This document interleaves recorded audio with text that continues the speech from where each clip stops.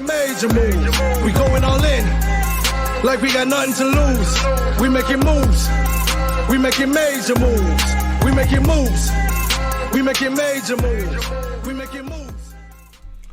Welcome back to my channel, everybody. I am Mr. Man, and I can't thank you enough for joining me today on this journey. Today's going to be a short one, a quick one, but jam-packed with information for you. And it's not just about Unicoin. It has Unicoin in there, but I'm going to take you back into the history and right up until where we are today, right now. Okay, so follow me with this. Okay, so today the yesterday, IMF announced Unicoin, a global tender settlement CBDC, so wholesale CBDC essentially. This is an article by Kitco News. During last week's International IMF Spring Meetings 2023, the Digital Currency Monetary Authority, the DCMA, announced the launch of an international central bank digital currency known as the Universal Monetary Unit, the UMU, which is symbolized by the ANSI character, this right here, the smiley face U with a huge smile. According to a press release announced, the new currency, UMU, also known as Unicoin, is a legal money commodity that can transact in any legal tender settlement currency and functions like a CBDC to enforce banking regulations and protect the financial integrity of the international banking system. So why is this thing needed? Why is it here to protect the international banking system? Okay, let's go down this rabbit hole here now. This is the DCMA, all right? This is who these people are. The DCMA is a world leader in the advocacy of digital currency innovation for monetary authorities. Our mission is to enable trade globalization through the monetary integration of international payments and settlements while strengthening national economies' monetary sovereignty. The first wave of cryptographic cash, not digital, not cryptocurrencies, but cash. This is where the fiat comes in now, right? The derivatives at this point. The wholesale CBDC, the first derivative, which was designed for public untrusted networks.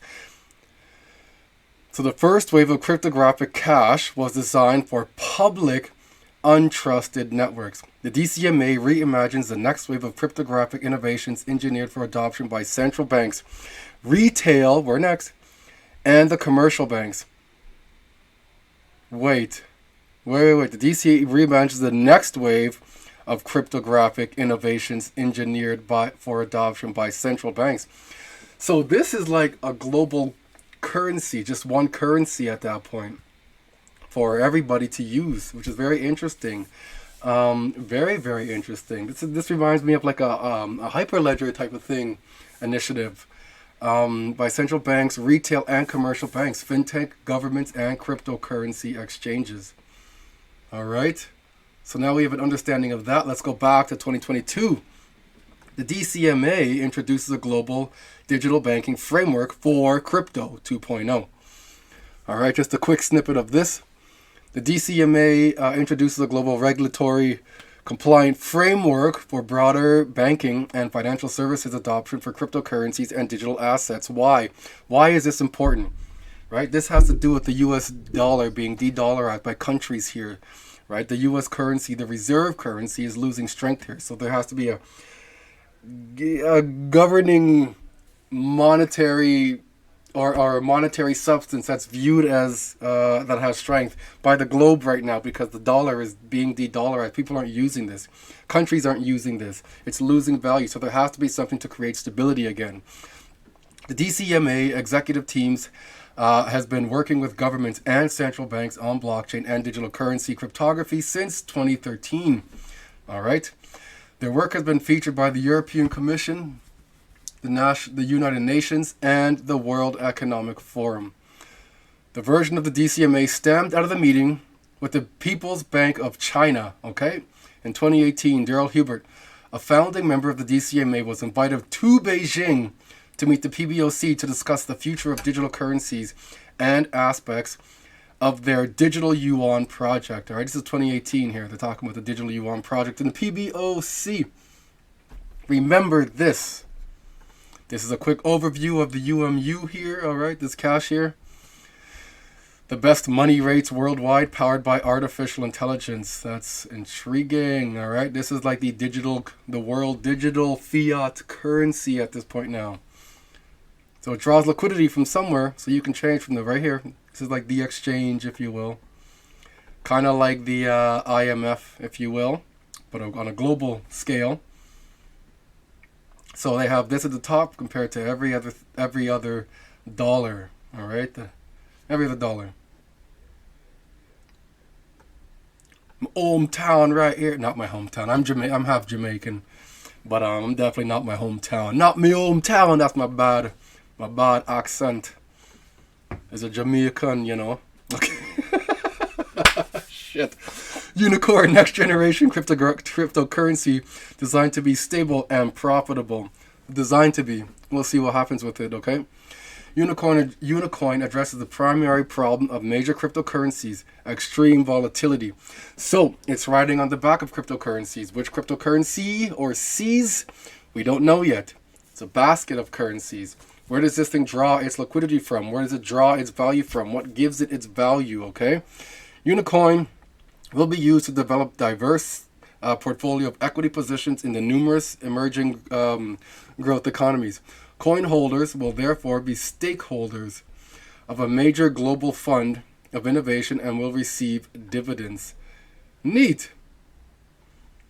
Maybe I should look into this here, get some dividends out of this, but I need to learn about this still before I just go and throw my money at this. This isn't a take my money type of thing, all right? So we heard about China. We know China, or we know about that China has 2018. They were talking about the digital yuan. Where is it? So we need to learn about this here. We need to learn about what the IMF SDR is, okay? Is this it here? That's it. So we need to learn about the SDR. This is the SDR quickly. Okay? Special drawing rights, or SDRs, play an important role in providing liquidity to the global economic system. SDRs were created by the IMF in 1969 to supplement the official reserves of its member countries. SDRs aren't a currency, and they're not claims on the IMF, but they are an international reserve asset that can be converted into reserve currencies with the help of other member countries. Does it sound familiar, like what we just spoken about there in the UMU? This way, IMF members have access to unconditional liquidity. SDRs are normally distributed among members through a process called a general allocation, a decision that requires approval by the IMF Board of Governors with at least 85% of the total voting power. There have been 4 so far in the history of the IMF. In a general allocation, the IMF distributes SDRs to member countries in proportion to their quota shares at the IMF, reflecting their relative economic standing in the world economy. Only certain parties can hold SDRs: the IMF, its member countries, and certain prescribed holders, such as regional central banks, intergovernmental monetary institutions, and some development banks. The value of the SDR is updated daily and defined by a basket of major currencies used in the world's most important trading and financial systems: the US dollar, the euro, the Chinese renminbi, the Japanese yen, and the UK pound sterling. So you heard them say the Chinese renminbi, okay? Remember this. The SDR's interest rate is adjusted weekly based on the short-term interest rate of government securities of the currencies in the SDR basket. It's important because it was not always part of this basket of currencies. How do SDRs help provide liquidity to the global economic system? Members can exchange SDRs for freely usable currencies held by other members. This brings down their SDR holdings, but provides them with the currency to either help meet balance of payment needs or add to their own reserves. Members can also use their SDRs to pay for IMF loans or quota increases. Members with strong external positions sometimes use their SDR holdings to contribute to the financing of low-income countries by lending to the Poverty Reduction and Growth Trust. Members can hold on to their allocated SDRs to increase their international reserve buffer. They earn interest on their holdings of SDRs and pay interest on their cumulative allocations at the same SDR interest rate. This means that the interest earned and charged cancel out, so long as SDR holdings are equal to their allocated SDRs. So, holding on to the allocation itself has no cost for the members. If a member exchanges its SDRs for freely usable currencies, its SDR holdings and the interest earned on those holdings will fall. If the holding falls below the cumulative allocation, the member has to pay interest on the shortfall. Likewise, if a member provides freely usable currencies in exchange for extra SDRs, it gets paid interest on the surplus of SDR holdings.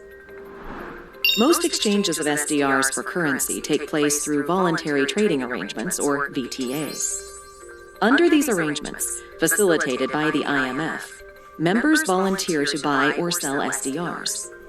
In the rare and unlikely event that a transaction doesn't go through a VTA, the IMF can call on members with strong external positions to buy SDRs from members with a balance of payment need. The IMF helps members make the best use of their SDRs by providing advice on macroeconomic policy. All right. So that brings us now to this, the World Currency Unit. All right. This is from Lingnan University out in Hong Kong. All right. Out in Hong Kong. The World Currency Unit, or WCU, or alternatively and perhaps more accurately, the Global Purchasing Power Unit, is an indexed unit of account that stands for a unit of real global purchasing power, proposed by Lok Sang Ho in a paper in the World Economy in 2000 when he was professor of economics in Lingnan University. In Hong Kong, It was first intended to be the basis for denominating global bonds. Such bonds can serve as a reserve asset and offer the advantage of proofing against inflation and exchange risk containment at the same time. Since then, the conceptual paper has grown into a project to demonstrate its workability. Like Klaus Knott would say, watch his videos.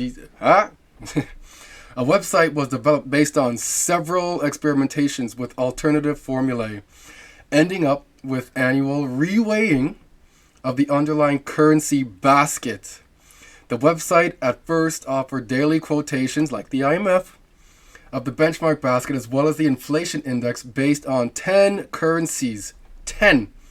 It was extended to 20 currencies, all right? Not the 5 that you just heard from the IMF's SDR. 20 currencies. A recent paper by Ho in 2018, okay? Irving Fisher, that's not important there. So in 2018, so let's go here to this here and learn about this, all right? This is a 2-minute video. With that news that the International Monetary Fund When was China added to the SDR? has approved the inclusion of China's yuan in its basket of reserve currencies. Shots. Joining the exclusive club is a victory for Beijing, but what does it mean?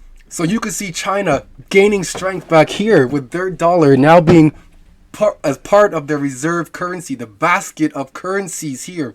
China has now implemented themselves into the reserve currencies basket as an SDR. So now they have strength out in the east with the BRICS nations, and they have strength out here in the west. IMF is a Western company, a Western entity. That's what I'm looking for. Mean for Korea? Hwang Jie has this report. Starting in October of next year, the Chinese yuan will become one of the world's elite currencies. This after the International Monetary Fund's executive board on Monday decided to add the yuan to its basket of reserve currencies, a designation known as the Special Drawing Rights, or SDR. The addition and the inclusion of the renminbi in the SDR basket of currencies is a recognition of the significant reforms which have been conducted, of the significant opening up of the Chinese economy, of the financial... Look how happy she looks. More market-driven... She doesn't. ...principles that are being used by the Chinese authorities going forward. The IMF uses the reserve basket when providing emergency loans for countries like Greece. Currently, the yen and the pound are included in the group. The last change to the basket was made 15 years ago when the euro replaced the German mark and the French franc.